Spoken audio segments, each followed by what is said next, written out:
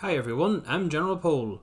In this video I will be showcasing my custom empires that I have been steadily adding and updating since the release of Stellaris. These are all used in my single player and multiplayer games as well as my time lapses.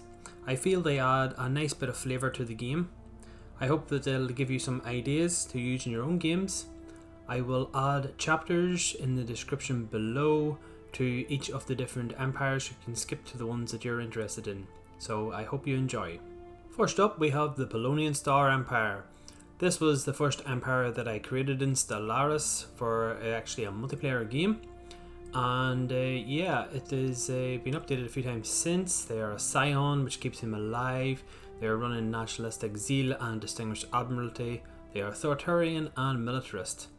So yeah, I haven't played with them in a long time, but I have them set to spawn in to my games. Next up we have the Democratic Krogan Republic. So this was actually a race that was created by my friend in our first multiplayer game. I recreated them then in my own game so that we can have them pop up in our later games. So you can see here they are currently life seeded, run warrior culture and citizen service. They are fanatic militarists and materialists, and they are strong and slow breeders and enduring and resilient. So that is the Democratic Krogan Republic. Next up we have the United Federation of Planets. Yes, it's straight out of Star Trek. So we have them as the beacon of liberty and a free haven, and they are egalitarian and fanatic xenophiles. I have also made them adaptive and rapid breeders, and given made their flag as close to the United Federation of Planets flag as I could make. And yeah, so that is the Federation. Next up we have the Borg Collective. They have evolved over the years with the new DLC coming out. Currently they are machine intelligence with the driven assimilator and zero waste protocols. That also makes them a Gestalt consciousness. I have given them the luxurious, bulky, efficient processors, logic engines, repurposed hardware, and obviously they're machine, so they're immortal, and their origin is resource consolidation, allowing them to start on a machine world, so trying to keep them as close to the race that they are based off. Next up, another Star Trek race, the Klingon Empire. Their planet is Kronos. I've given them the on the shoulders of giant origin, and they are resilient and strong, so it fits in with the Klingons. They also have the warrior culture and distinguished admiralty. Again, this is to fit in with the Klingon sort of image, as well as authoritarian and fanatic militarist. Next up are the Zerg Swarm, straight out of StarCraft. They are a ravenous hive with the subspace in phase, giving them the plus 15% naval capacity. They are obviously a devouring swarm, which gives them lots of lovely bonuses. They also have a few negative traits here, but the main ones that I have given them are extremely adaptive, rapid breeders, survivor, and hive-minded. They are coming from the origin post-apocalyptic, which gives them the tomb world ability. And the world is the Xeris. These guys feature quite a lot in our multiplayer games as well as the time lapses, and they always seem to do really well. They always become a threat, and they're a fun race to have in the game.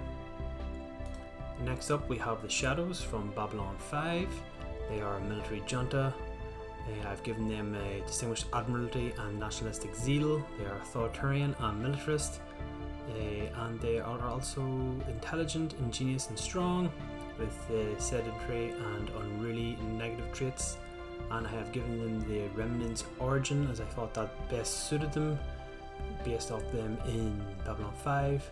And they are in Zahadum, and it's a relic world, obviously with the Remnant origin. And so that is the Shadows. I've also given this a portrait here, which I thought was as close as I could get to them. Following on from the Shadows is the Vorlons. So they are the opposite. They start in a ring world, and they are a moral democracy, a beacon of liberty, efficient bureaucracy, egalitarian and pacifists. They're also intelligent and talented, with the slow breeder and solitary negative traits. Next up is the System Lords from Stargate. They are a bandit kingdom with the slaver guilds and barbaric despoilers, and I have given them authoritarian, militarist and spiritualist to try and meet what they are like in the TV show. And since the release of Necroids, I have updated them with the Necrophage, and they are the Necrophage origin, and I have given them extremely adaptive, intelligent traits here, along with unruly, slow learners and weak. And yeah, their homeworld is P3X888. That's right out of the show. And their flag, well, I try to make it look like one of their ships. But yeah, that's the System Lords. They're a fun playthrough now with the new Necrophage origin, as well as the barbaric despoilers. They sort of do work hand in hand. I think in the early game gives you a good advantage, and I've played one of those recently in multiplayer and it was really good fun. Next we have the Cylons from Battlestar Galactica. They are a technocratic dictatorship, so they have technocracy and efficient bureaucracy. They're also militarist and fanatic materialist. I've given them the Lost Colony origin story, as it was the Lost Colony in Battlestar Galactica being sort of the driving factor. I thought this would be sort of funny to give them this, and I've made their homeworld Kobol, and yeah, so that is the Cylon Empire. Next up we have the Space Nazis. So I wanted to create an evil empire for our multiplayer games, and so I said, yeah, let's make the Space Nazis, because we can't really get much more evil than the Nazis. So yeah, their flag kind of resembles the swastika. Yeah, they're a military dictatorship, a police state, nationalistic zeal, xenophobes and fanatic militarists. I made them industrious, deviants, intelligent and solitary, trying to sort of tie in with what I envisioned Space Nazis would be. And their homeworld is Germania, a fictional world I've created, and I give them the prosperous unification origin. And yeah, a wee bit of fluff there for describing what they are. Next up is Species 8472. So this is right out of Star Trek. They are Purity Order, they are Fanatic Purifiers and Distinguished Admiralty. I've given them the Fanatic Xenophobe and Militarist, and they are currently now Lithoids, so I've modified them recently. They're industrious, ingenious and conservatives. They also have the Repugnant and Slow Learner negative traits, and yeah, I've changed the look of them here recently enough, and they can be a real pain in multiplayer if I'm up against them. They're the only Fanatic Purifiers I have that aren't a hive mind or a machine intelligence, so it's an interesting twist on, I think, on the Fanatic Purifiers for my personal games. Next we have is the Protoss from StarCraft. My Life for IOR. You can see here I have set IOR up as their homeworld. They are a military junta with mining guilds and distinguished admiralty. I have given them the ethics of militarist and fanatic spiritualist, and the traits are thrifty, intelligent with slow breeders and sedentary. So yeah, Protoss typically be reasonably good in my games, I find. Next up from Star Trek is the Cardassian Union. They're running Cardassia Prime here. I've given them the Galactic Doorstep origin with the dormant gateway nearby. I thought that was sort of made sense with DS9. And yeah, so they're industrious, resilient and strong, slow learners and solitary. And I've given them citizen service and nationalistic zeal, along with xenophobe and fanatic militarist. I thought that suited them best, based off how they are portrayed in the show. Next up from Stargate is the Asgard. So the Asgard are a science directorate. They have a meritocracy and a technocracy, and are egalitarian and fanatic militarist. And their traits are intelligent, charismatic and natural engineers with non-adaptive and sedentary. I've also given them the Shattered Ring origin, which gives them a good bonus to their research. Overall, the Asgard end up being a bit of a technological powerhouse. The Galactic Empire. A police state, distinguished admiralty to increase their strength in their fleets, fanatic authoritarian and militarist, again just to suit the actual how the Galactic Empire is portrayed. They obviously are the Sith, conformist and ingenious for the extra energy, sedentary and slow learners for the negative traits. I've given them the Remnant origin, so they start with a relic world. I thought that sort of kind of suited, and obviously their home world is Coruscant. And yeah, that is the Galactic Empire. Next up is the Replicators from Stargate. They are machine intelligence that are determined exterminators and rapid replicators, obviously, that they completely suits them.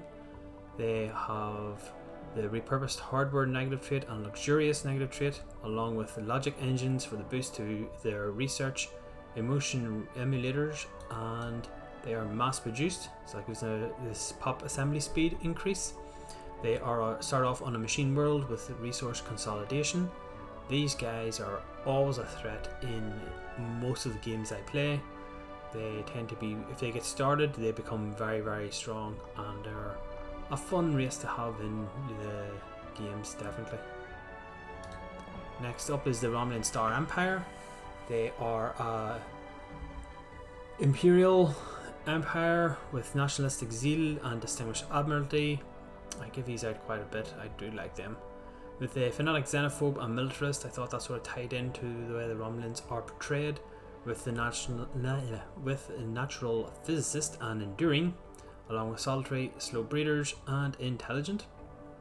They have the prosperous unification origin, and I am looking forward to updating these guys once the new DLC comes out and we have spying and stuff. I will be playing a Romulan playthrough, so I'm looking forward to that. And that is the Romulans. Next up from Star Wars is the Rebel Alliance. So they have the Beacon of Liberty, an idealistic foundation, are egalitarian, xenophile and materialist, and I've given them conservationist and adaptive with the fleeting lifespan negative trait. And they obviously start off with the Doomsday origin, so Alderaan has to go boom, and it often does, and they often do not make it. But again, yeah, it's a bit of flavour to the galaxy. Next up is the Roman Imperium. So they have the slavery guilds and distinguished admiralty, run authoritarian and fanatic militarists, intelligent, adaptive, deviant and decadent, process unification, given the name Terra for their home world. Yeah, this just fills in another wee empire, just Roman Imperium. Pretty basic, pretty standard. Next up on a similar vein is the Galactic Holy Roman Empire. These are running the feudal society with the aristocratic elite, the xenophile, militarist and materialist, conformist and traditional for the traits with the slow learners, and I've set them up as a hegemon. So I created these here because I wanted to create an empire that had the feudal society, and yeah, so HRE Prime is their homeworld, and normally does become quite big. Maybe not them, but definitely some of their hegemon members do become big.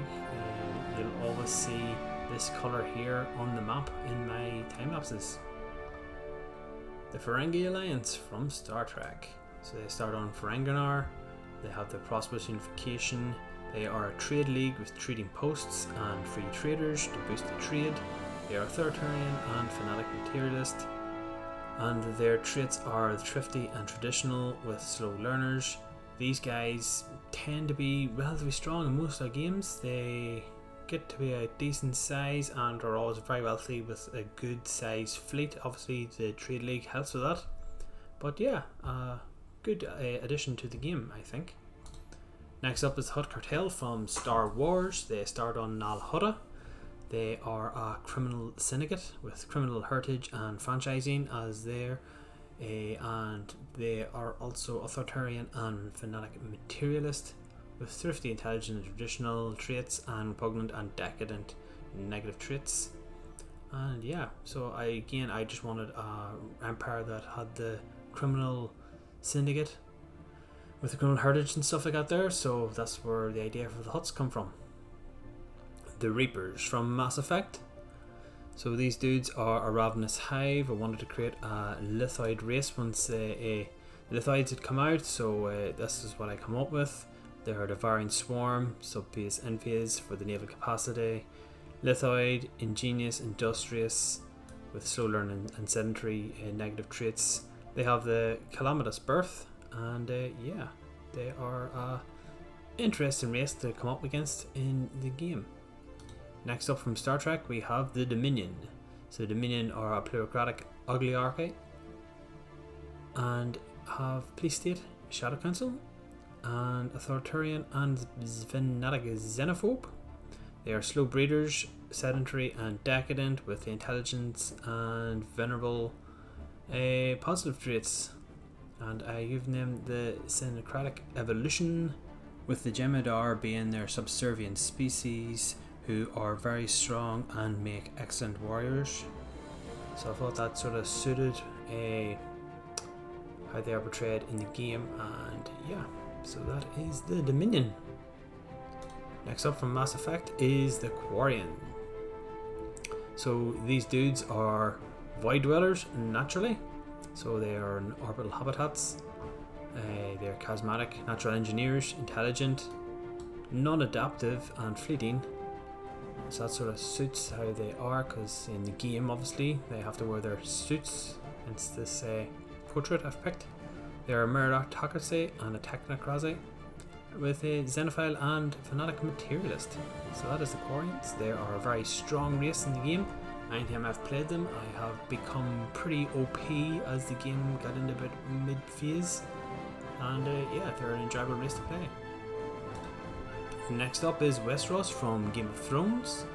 I wanted to create a sort of aristocratic sort of race, so this is where I come up with. So they run the aristocratic elite, cutthroat politics. They are authoritarian and materialist, agrarian and industrious. I thought sort of suited them, and yeah, there we are, Westeros. And obviously their flag has the fist, like the hand of the king.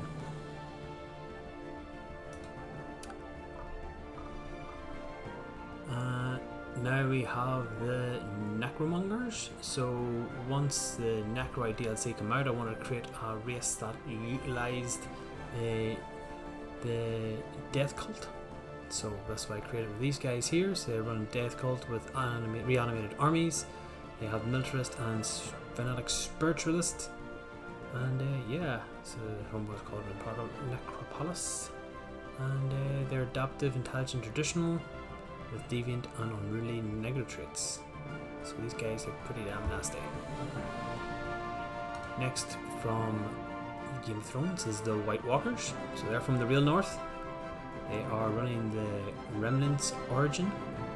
They are intelligent and vulnerable because they live for so long, but they're repugnant, wasteful and decadent. They also use the reanimated armies and distinguished ability for the shipfire rate. They're a xenophobe and fanatic militarist. And yeah, their flag again thought was something that you would see in Game of Thrones. So that is the White Walkers. Next from the Marvel Cinematic Universe is the Black Order. So these dudes are children of Thanos. They come from Titan. They have the Remnant origin. They're intelligent, rapid breeders and natural engineers, deviant and unruly, fanatic, militarist and spiritualist. I thought sort of suited them a bit. They're also a death cult because they want to kill everybody, and a distinguished ability for the chip fire rate, just to give them that wee bit of a boost. So that is the Black Order. The Protomolecule. So these guys are from the Expanse. So they are lithoid necrophages. I thought this was an interesting sort of pairing. So yeah, I also give them the barbaric despoilers and distinguished admiralty. They are authoritarian and fanatic militarist. So yeah, it's an interesting combination here. They've also got strong and industrious, and yeah, they make for a pretty powerful race. So if they can get going. So that is the Protomolecule. So that's the end of my Custom Empire tour. I hope you found it useful and enjoyable, and hopefully it'll have given you some ideas for creating your own custom empires, and you will definitely see them pop up from time to time in my time lapses and gameplay footage. So thanks for watching, and I hope to see you again next time. If you enjoyed this video, please hit the like button, leave a comment below, subscribe and click the notification bell. Thanks for watching.